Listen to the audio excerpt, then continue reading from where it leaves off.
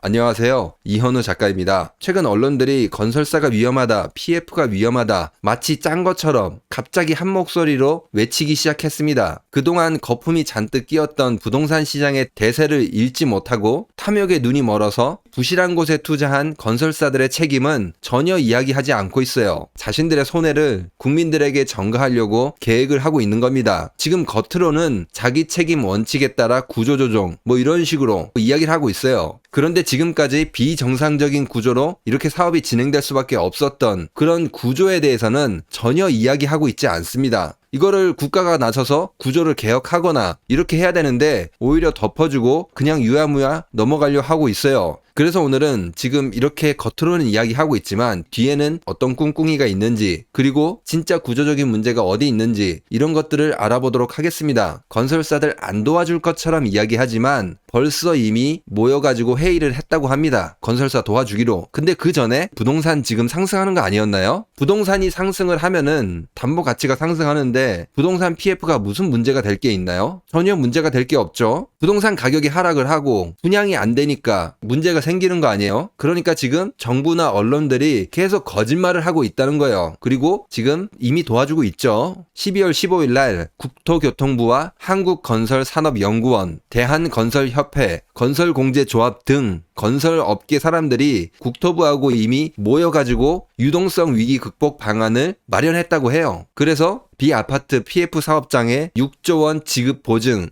이걸 이미 출시를 한다고 해요. 그러니까 6조 원을 지원해준다 그 말이죠. 그리고 이거를 비아파트 말고 그냥 일반 주택까지 넓혀가자, 이런 식으로 이야기했다고 합니다. 겉으로는 마치 안 도와줄 것처럼 구조조정할 것처럼 이야기했지만 뒤에서는 뭐 했다는 거예요? 이미 지원 들어갔습니다. 사실 여태까지도 지원 엄청나게 많이 했잖아요. 그런데 이제 국민들의 반발이 있을까봐 겉으로는 저렇게 이야기를 했지만 뒤에서는 도와줬다 그 말입니다. 건설사만 도와줄까요, 여러분들? 지금 저축은행도 배째라 이럴 준비를 하고 있어요. 신용등급이 부정적으로 바뀐 곳이 8곳이나 된다고 합니다. 그리고 2곳은 아예 신용등급이 그냥 사라졌다고 해요. 소멸됐다고 합니다. 망하면 어떻게 되겠지, 지금 이런 태도로 나오고 있다는 거예요. 건설사들은 말 다 했죠. 건설사들 같은 경우에는 영업이익 날 때는 어떻게 했죠? 배당이라든지 임원들 보수 이런 걸로 이미 다 빼갔습니다. 지금 2023년 상반기에도 건설업 평균 보수가 10억이 넘었다고 합니다. 임원들 정부에서 받은 돈으로 자기 주머니 채우고 있다 그 말입니다. 증권사 같은 경우도 PF 지금 연체율이 계속 높아지고 있지만 과거에 엄청나게 성과급을 많이 챙겨갔잖아요. 결국에는 여러분들의 주머니에서 꺼내가지고 이들을 도와주는 겁니다. 건설사들, 부실금융권들. 지금 내년 총선이 끝나면은 담배값이 오를 것으로 전망을 하고 있어요. 진짜 서민들 주머니만 뜯어내겠다 그 말인 거죠. 그러니까 이렇게 앞에서 이야기하는 거는 그냥 쇼라고 보시면 됩니다. 아마 여러분들도 이런 거에 대해서 내가 당하고 있구나 이런 거를 아시고 계실 거예요. 그런데 지금 전문가라는 집단들은 뭘 하고 있죠? 전문가라는 버러지 집단들은 뭐 하고 있나요? 자본가나 권력에 붙어가지고 뭐 하나 얻어먹을 거 없나 이런 생각밖에 안 하고 있습니다. 서울 집값 바닥이다, 상승한다, 지금 꿈틀이다, 이런 개소리를 잘 시연하고 있어요. 지금 유튜브라든지 이런 데서도 소위 교수라는 사람들이 부동산 가격이 2024년 올라간다 이런 헛소리를 하고 있습니다. 지금 전문가들이라면은 뭘 비판해야 될까요? 여러분들의 세금으로 건설사들 도와주고 부실 금융기관들 메꿔준다, 이거를 이야기해야 되는데 전혀 그렇지가 않습니다. 제가 이렇게 비판해서 건설사들 구조조정해야 된다, 혹독하게 해야 된다 이렇게 이야기를 하면은 공급 앵무새들 등장합니다. 건설사들이 망하면은 아파트 공급이 줄어서 전세 가격이 상승하고 부동산 가격이 상승할 수 있다, 또 이런 멍멍소리를 시전하는 사람이 분명히 있습니다. 그래서 내년에도 지금 부동산 공급이 줄어들잖아요. 보시면은 2023년에는 전국적으로 36만 가구 정도 공급이 있었는데 이게 2024년에는 3만 3천 가구 정도 줄어서 33만 가구 정도밖에 안 될 것이다. 특히 서울은 3만 가구에서 2만 가구줄은 1만 가구 정도밖에 안 돼서 가격이 더 상승할 것이다 이야기들이 실제로 나오고 있어요. 이게 진짜 말도 안 되는 게 지금 33만 가구도 사실은 공급이 많습니다. 보시면은 여러분들 지금 혼인과 출산이 모두 감소를 하고 있잖아요. 지금 혼인을 보면은 2022년에 19만 건이라고 합니다. 그럼 이 사람들이 집을 다 사진 않을 거 아니에요. 전세를 살던지 매수를 한다든지 그럴 텐데 그 19만 명이 지금 신규 아파트를 다 산다고 하더라도 어떻게 돼요? 이 33만 가구 다 매수를 할 수가 없습니다. 보시면은 2024년에 서울에 10,000가구, 경기도에 11만 가구, 인천에 2만 7천 가구, 합쳐서 15만 가구 정도 됩니다. 그러니까 2022년에 결혼한 사람들이 거의 대부분이 수도권에 와야 물량을 소화해낼 수 있는 그 정도 수준입니다, 지금. 그러니까 공급 앵무새들이 말하는 게 전혀 앞뒤가 안 맞다 그 말입니다. 이미 수요는 극도로 감소했다 그 말입니다. 그러면 또 이제 그럴 거예요.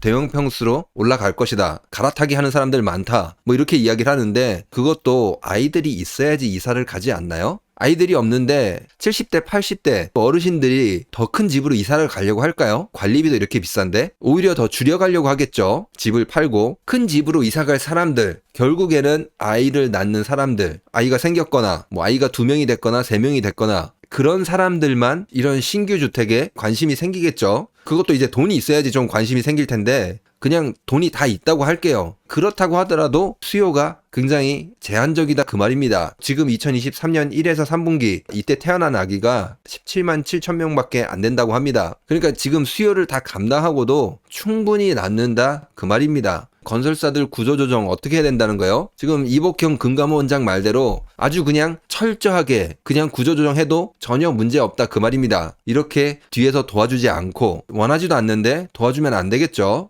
그러면 이제 전문가 집단들이 진짜 이야기해야 되는 거는 부동산 상승한다가 아니라 2011년에도 부동산 PF가 위험해서 저축은행 사태가 있었잖아요. 그런데 지금 2023년에 또 발생할 기미가 보이고 있어요. 그럼 지금 이 구조에 문제가 있다는 거잖아요. 이 문제가 되는 구조를 개혁을 하거나 뭔가 법안을 마련해야 된다거나 그런 식으로 뭐 이야기를 해야 되는데 전혀 그렇지 않고 있죠. 사실 해결 방안은 이미 나와 있습니다. 그냥 후분양해버리면 됩니다. 그러면은 문제가 될 게 하나도 없습니다. 건설사들이 정말 돈 되는 곳만 건설을 하겠죠. 쓸데없이 건설을 해서 이렇게 갑자기 부실이 눈덩이처럼 늘어나거나 그런 일은 발생하지 않을 겁니다.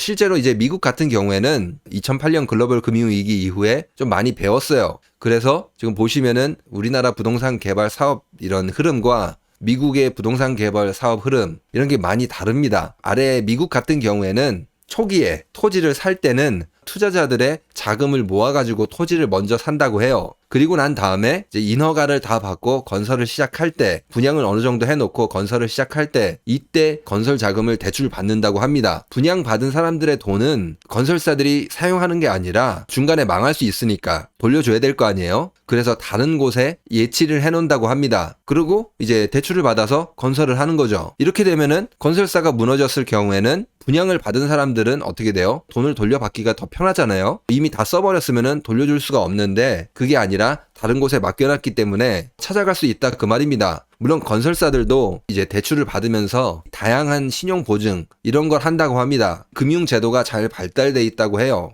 그런데 우리나라는 이런 게 전혀 없이 그냥 자본금 5% 정도로 토지 매입할 때도 은행에서 대출을 받고 건설을 할 때도 은행에 대출 받으면서 분양받은 사람들의 돈도 갖다가 쓰고 이런 식으로 남의 돈을 너무 막 갖다 쓰면서 어떻게 돼요? 리스크 관리를 안 한다는 겁니다. 그러니까 여러분들 말대로 후분양을 하면 좋지만 그것보다는 자기 자본 비율을 지금보다 훨씬 높여서 이렇게 하거나 그리고 분양받은 사람들의 돈은 다른 곳에 맡겨놓고 건설사들이 손을 댈 수 없게 이렇게 한다면은 문제가 확실히 줄어들 것입니다. 이거는 지금 우리나라와 미국의 PF 자금 조달 뭐 이것에 대해서 조금 비교를 했습니다. 자기 자본 같은 경우에는 확실히 우리나라가 굉장히 작아요. 5% 정도. 미국 같은 경우에는 30-40% 정도 된다고 해요. 그러니까 우리나라는 건설사들은 거의 리스크를 지지 않는 그런 사업을 하고 있다 그 말입니다. 그러니까 망했을 때는 어떻게 돼요?